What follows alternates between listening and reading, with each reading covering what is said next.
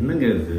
யாரோ ஒருத்தர் எதையோ உளறிக்கிட்டு நான் ஸ்பிரிச்சுவல் குரு அப்படின்ட்டு கண்டதெல்லாம் பேசிக்கிட்டு இருந்தா உடனே நீங்களும் ஒத்துக்கிட்டு பெட்ஷீட் எல்லாம் எடுத்துக்கிட்டு அப்படியே ஒரு 100 பேரெல்லாம் போய் உட்காந்து முன்னாடி கண்ணை முடிக்குவீங்களா? என்னங்க, உண்மையான குருன்றவரை நீங்க தேடி போவேன், அவரே உங்களை தேடி வருவார். உங்களோட மீட்டிங் தானா நடக்கும். இப்படி டிவியில அட்வர்டைஸ்மெண்ட் கொடுத்துக்கிட்டு மைக்கெல்லாம் இப்படி வச்சுக்கிட்டு நான் உங்களுக்கு மெடிடேஷன் சொல்லித்தரேன், அது சொல்லித்தரேன், இப்படி எல்லாம். ஃபோர்மோஸ்ட் திங் என்னன்னா, உண்மையான குரு தன்னை வெளிப்படுத்திக்கவே மாட்டார். என்னங்க நீங்க அவ்வளவு காஞ்சி போயா கிடக்குறீங்க தியானம் பண்றதுக்கு? ஃபர்ஸ்ட் உங்களுக்கு நான் ஒன்னு சொல்றேன், மெடிடேஷன் தியானம் அதுதான் உலகத்திலேயே ஈஸியான விஷயம். உலகத்துல இருக்கிற எல்லா மதங்களும் போதிக்கிறது கடவுள் உங்களுக்குள்ள இருக்கான்றது தான். உலகத்திலே ஈஸியான விஷயம் அப்படின்னா நம்ம ஈகோ தன்னால ஒத்துக்குமா? அதுக்கு நீங்க கஷ்டப்படணும், அதுக்கு இது பண்ணணும், உருளணும், பொருளணும், அப்படியே அப்படி மந்திரம் சொல்லணும், இதுதான் அப்படின்னு உங்க மனசு சொல்றதுதான் எல்லாம்.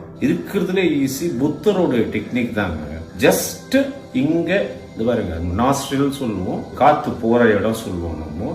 அதுல உங்க நினைப்பை வைங்க. நீங்க மூச்சு இழுக்கிறது மூச்சு விடுறதெல்லாம் பத்தி கவலைப்படாதீங்க, அது தன்னால நடக்கும். நடுவுல வேற ஏதாவது நினைப்பு வந்தாலும் அதை அவாய்ட் பண்றதுக்கெல்லாம் முயற்சி பண்ணாதீங்க. அது பாட்டுக்கு வரும், கொஞ்ச நேரம் இருக்கும், அதுவே போயிடும். அப்புறம் மனசை நீங்களே திருப்பி இங்க கொண்டுருங்க. இதையே தான் நீங்க பண்ணணும். காலங்கள் போக போக தன்னால மத்த தாட்டெல்லாம் நிக்க ஆரம்பிச்சிடும். இவ்வளவுதாங்க. புத்தர் இததான் சொல்றாரு, தானா நடக்கும். நீங்க இப்போ நீச்சல் குளத்துல குதிச்சா மாதிரிதான், அருவியில குதிச்சா மாதிரிதான். நீங்க ஸ்விம்மிங் பண்ணிக்கிட்டே இருந்தா ஒரு நாள் ஸ்விம்மிங் தன்னால வந்துடும். ஒன்னு சொல்லிக்கிறேன், இத மாற்று கருத்து உலகத்துல இருக்க யாராவது எனக்கு சொல்லுங்க அப்படின்னா நான் ஒத்துக்கிறேன். இதுக்கு மாற்று கருத்தே கிடையாது.